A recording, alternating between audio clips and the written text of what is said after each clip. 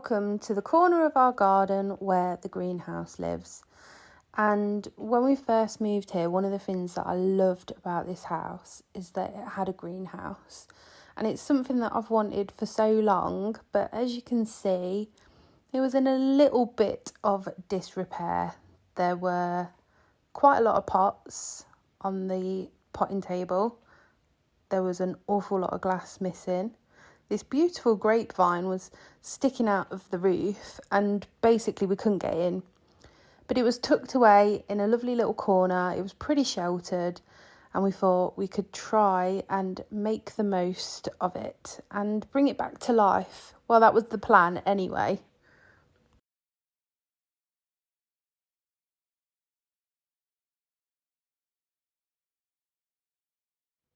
So the first thing we had to tackle were the vines and basically clearing it all out. So that was a weekend in itself.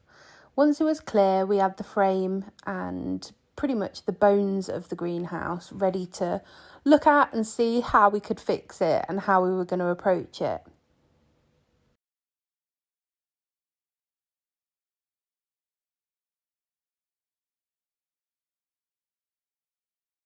Surprisingly, it was an actually pretty good nick. There were a few bits that needed, squaring off and fixing, but other than that, the main structure was absolutely fine.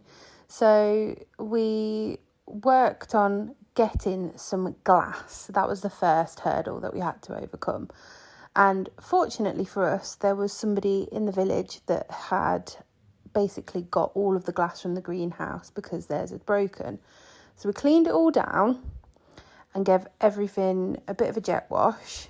And then we started going through all the glass. Some of it was dirty.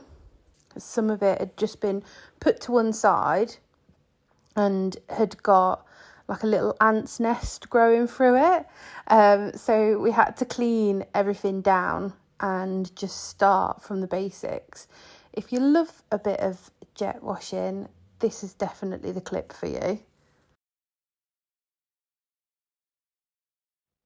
This is the ant's nest that I was talking about. So the panes of glass had been left so long, they'd made their little home there. And we wanted to start off with the roof first. We thought that was probably going to be the hardest bit to do. So that's where we started.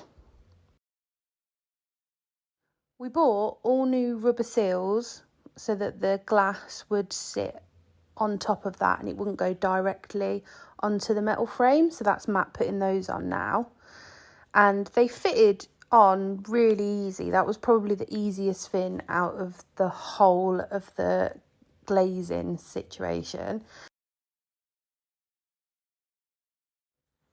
So in total, we spent probably about £20 or £30 on new seals and new clips so that all of the glass would sit securely in between the two frames. And most of it fit really well. Well, for the top section anyway. Then came the glass cutting. Now this bit they make it look so easy. Glass cutting is not easy. We tried a glass cutter. We tried blades. We tried everything under the sun. And yeah, it was hard going.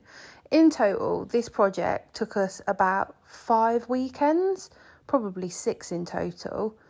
And it was mainly because of this. So Matt was trying really hard to get a nice straight cut. And every time we got to a certain point, the glass would break, either because we were putting too much pressure on it or it wasn't happy. Somebody said if you put boiling water over it as well, where you've scored the glass, then you can just apply a little bit of pressure and it will just snap. That didn't work. That's not a thing. Once we'd figured out how to do it, we finally got there with a few expletives in the middle. And then we started on the back. So timing wise, it was perfect because next door was getting rid of their chicken shed And because the hazel bush is right behind the greenhouse, we thought rather than try and cut any more glass and have any more panes of glass being thrown away, we would do this. So we made 3 back panels and painted them purple. This is the colour of the shed, so it all matches. I love this colour. And Matt secured them in each of the sections. So this one was the middle one, and then we'd got one either side that needed to go in, and then they were secured in the top by like one full length of wood. So I'll show you that in a bit. But yeah, he did an amazing job, considering this is all recycled wood, recycled glass, and a recycled greenhouse as well. So there were a few minor tweaks that needed to be made so that we could get everything fit in nice and snug. And there was one little trip down to the tip because this is all the glass that we managed to break.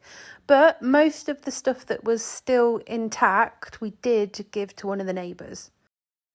And this is how it turned out in the end. So we painted both sides to try and keep it as long as it can possibly last with a little bit of paint. We've got the slate on the floor. So again, that was donated by one of our lovely neighbours. And this was the long beam at the top here that was connecting all 3 of those panels. We had to admit defeat and buy some plastic for the triangle pits because we could not make the glass fit, and we broke so many panes. So these were the last little bits that needed to go in either side of the door, and everything was finished. So it's spanking, all clean, ready to go, ready for the pots. In total, this greenhouse makeover cost around £50 to £60. That includes the 2 sheets of plastic that we needed to cut for the triangle glass, and also the clips and the rubber seals. So all in all, a proper all-round DIY job.